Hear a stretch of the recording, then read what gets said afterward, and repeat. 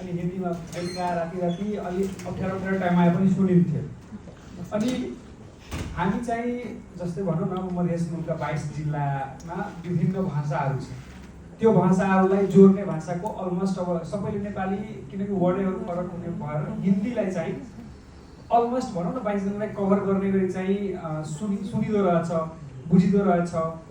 थोर बहुत फरक गरेर पनि चाहिँ त्यसरी चाहिँ त्यो लेभलको कार्यक्रमहरू कम छ यो रेडियो नेपालमा भनौँ न, किनकि श्रोताको चाप चाहिँ बढी, कार्यक्रम चाहिँ कम।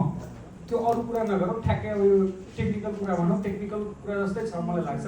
जस्तै भोजपुरीलाई पनि अटाउन सक्ने, बजिकालाई पनि, मैथिलीलाई पनि, मगहीलाई पनि, लगायतका अन्य भाषाहरूलाई पनि अटाउन सक्ने, सक्थ्यो श्रोतालाई पनि एउटा स्पेस दिन सक्ने कार्यक्रम भनेको अब हिन्दी भाषाको कार्यक्रम लाग्छ। र यसले चाहिँ अब भनौँ न अरू लोकतन्त्रको कुरा आयो, राष्ट्रिय एकताको कुरा आयो, कहीँ न कहीँ यो राष्ट्रिय एकता जुन एउटा लक्ष्य छ त्यसलाई पनि हाम्रो कार्यक्रमहरूले प्रवर्धन गर्छ। जस्तै श्रोता कस्तो श्रोता सुन्छन् त्यस्तो खालको कार्यक्रम चाहिँ आउनु पर्यो, सबै वर्गलाई समेटेर भन्ने कुरा आयो। अनि यस्तोमा फेरि के भयो भन्दाखेरि त्यो विभेद भइदिने क्या। जस्तै अब भनौँ न श्रोता त श्रोता हो नि, चाहे त्यो हिन्दी भाषाको होस्, नेपाली भाषाको होस्, मैथिली भाषाको होस्, अन्य भाषाको होस्, त्यो कार्यक्रम सञ्चालकलाई के भयो त्यो रेडियो नेपालमै गर्न कुरा होला। तर श्रोताहरूमा चाहिँ विभेद भइदिने खालको, कन्टेन्टहरू नआइदिने खालको कुराहरू चाहिँ आयो। अब यो कुराहरू चाहिँ सुधारेर लैजानुपर्ने चाहिँ देखिएको छ। त्यसको लागि त अब के गर्ने भन्दाखेरि अब धेरै कुरा गरिराख्नु पर्दैन।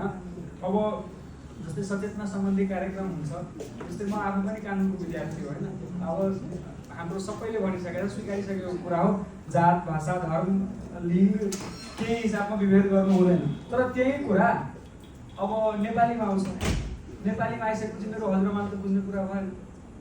अब छुवाछुतको विषय आयो, जिउका तिउ भयो, सुन्न त उहाँले नसुने पनि मैले रेडियो सुन्दाखेरि उहाँले पनि सुन्नुहुन्छ। त्यो यस्तो कुराहरूलाई चाहिँ अलिक प्रायोरिटीमा ल्याउनु पर्ने हो रेडियो नेपालले चाहिँ। अब चाहिँ कन्टेन्ट बनाउँदाखेरि जसमा